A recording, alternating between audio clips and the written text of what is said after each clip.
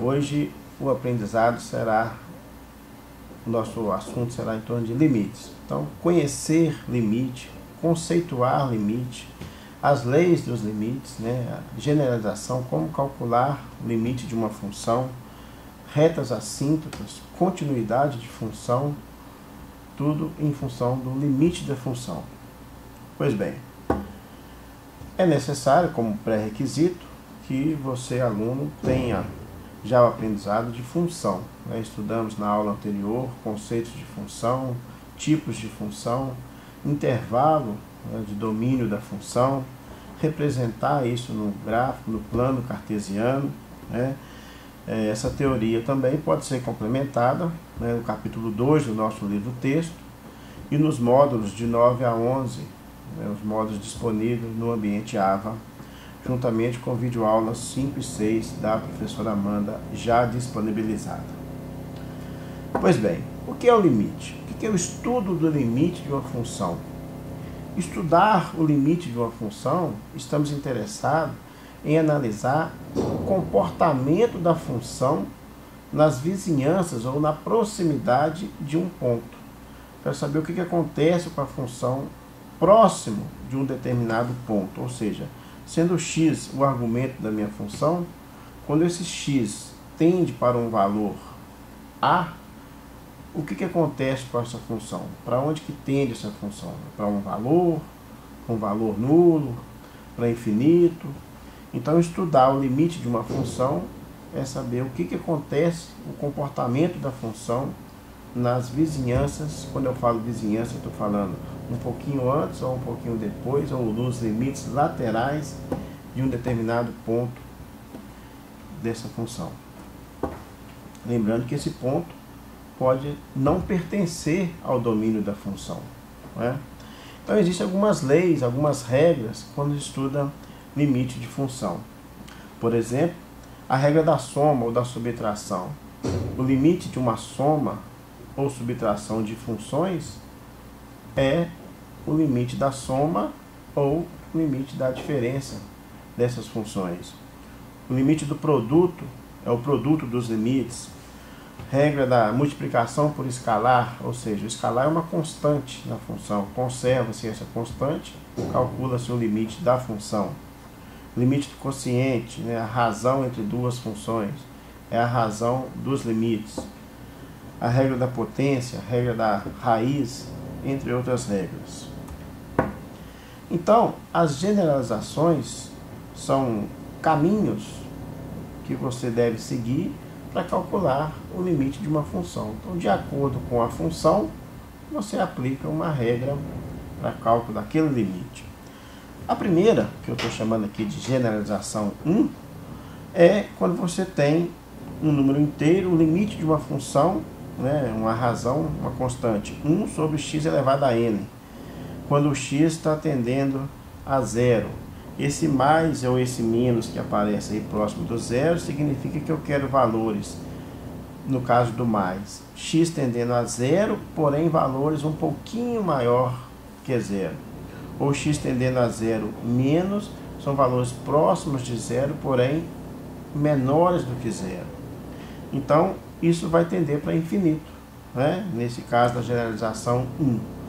Eu posso, quando eu tenho valores maiores que zero, o limite da função é para mais infinito.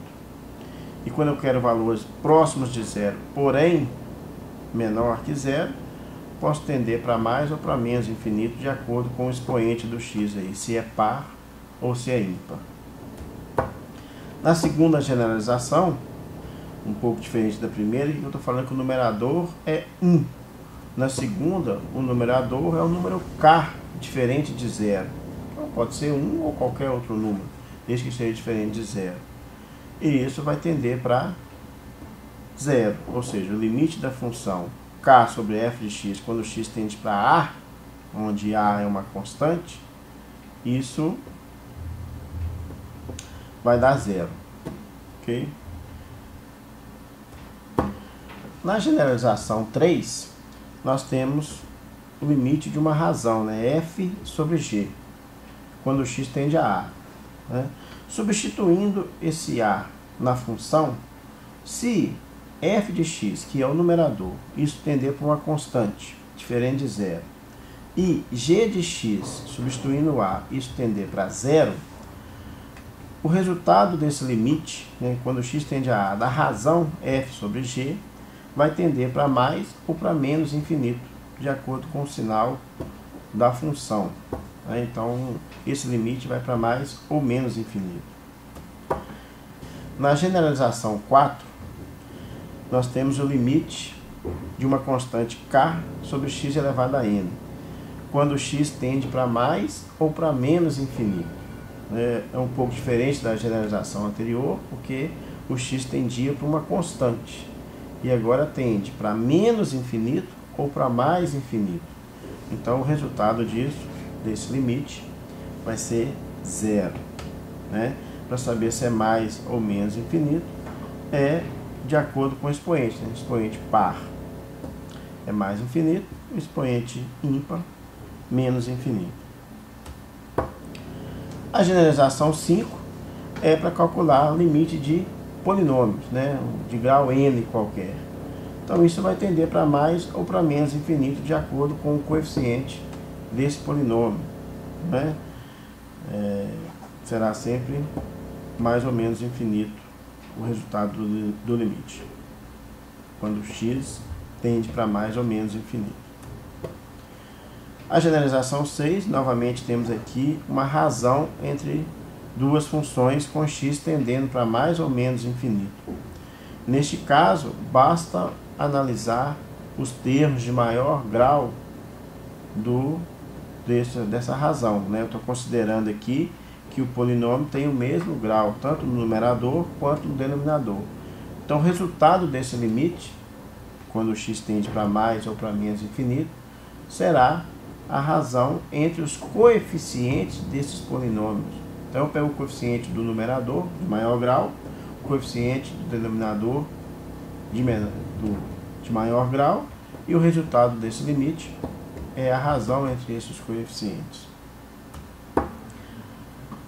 Um pouco semelhante, porém agora o grau do numerador, a minha função f de x é o numerador, é um grau menor do que o denominador.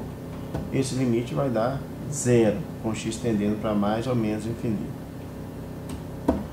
E na última generalização, que é a generalização 8, o grau do numerador, que é a função f de x, agora é maior do que o denominador. E isso vai dar mais ou menos infinito, de acordo com o numerador. Muito bem. As retas assíntotas são retas de tendência, ou seja, a função tende para aquela reta, mas nunca intercepta essa reta. Essa reta, chamada de assíntota, ela pode ser vertical, e a função tende para essa reta, tanto à esquerda quanto à direita. Quando a função tende para essa reta, ela pode ir para mais ou para menos infinito, como pode ser visto aqui no gráfico. E a reta horizontal? Lembrando que na reta vertical, o x está tendendo para uma constante. Essa constante, x igual a A, que vai caracterizar a minha reta vertical, a minha assíntota vertical. E na assíntota horizontal, agora eu tenho uma reta, como o próprio nome já diz, uma reta horizontal. Neste caso, eu quero saber o que acontece com a função quando o meu x tende para menos ou para mais infinito. E se, calculando esse limite da função com x tendendo para menos infinito e também para mais infinito, a função tender sempre para uma mesma constante, nós estamos falando aqui que eu tenho uma horizontal que é y igual a essa constante. Nesse caso, como pode ser visto no gráfico, eu tenho uma reta horizontal y igual a b, e a função tendendo para essa reta, acima ou abaixo dessa reta. Isso caracteriza uma assíntota horizontal. Continuidade de uma função. Quando que uma função é contínua em um ponto? Isso tem 3 regras ou 3 condições que devem ser satisfeitas. Ou seja, a função, existe o domínio da função nesse ponto, ou seja, esse ponto A pertence ao domínio da função? Sim. O limite da função, quando x tende para esse ponto, existe? Sim.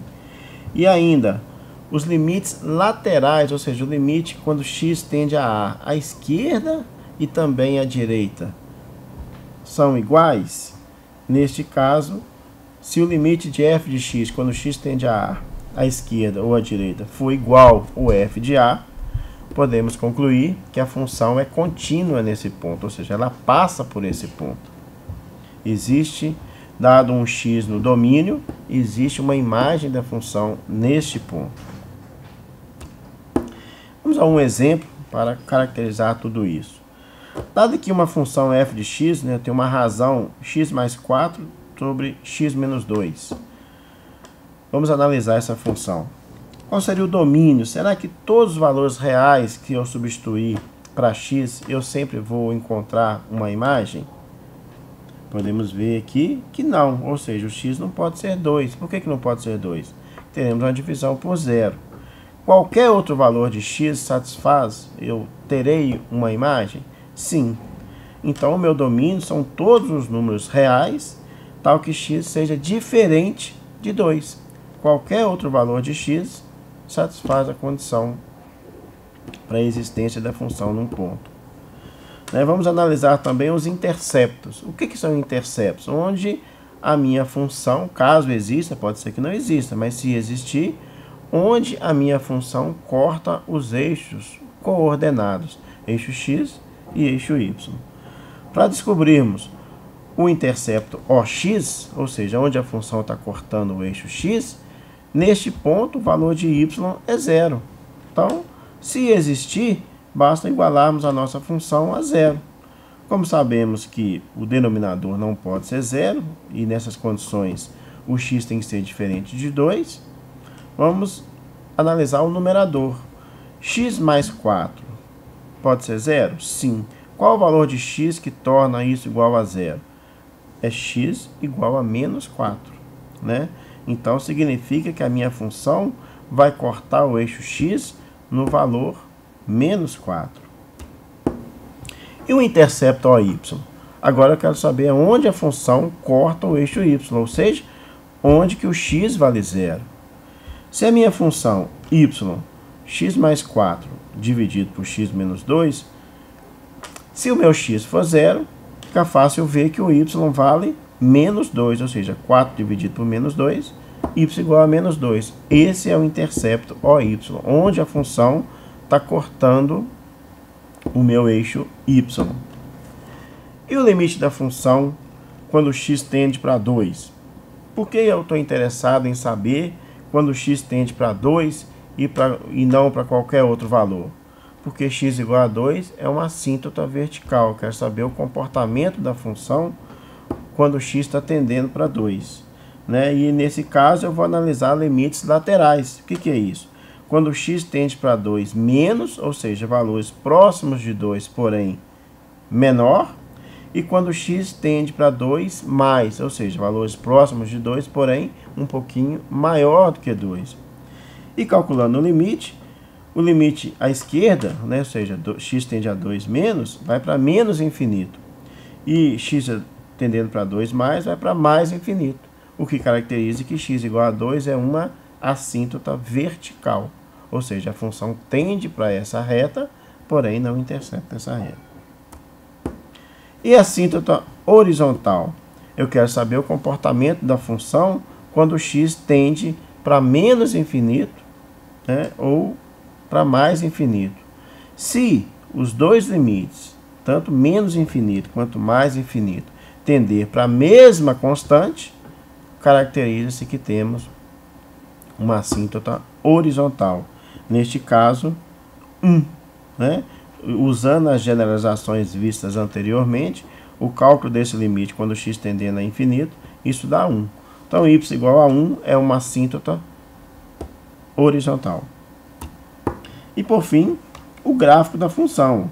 É fácil ver que x igual a 2 é uma reta de tendência, ou seja, a função tendendo para valores maiores do que 2 está tendendo para mais infinito, e para valores menores do que 2 a função está tendendo para menos infinito.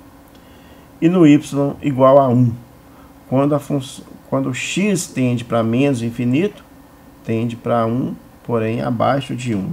E quando x tende para mais infinito, tende também para 1, porém acima dessa reta. E não poderia deixar de constar aqui a imagem da função. Será que todos os valores de x têm uma imagem? Exceto o 2, né? Que não pertence ao domínio.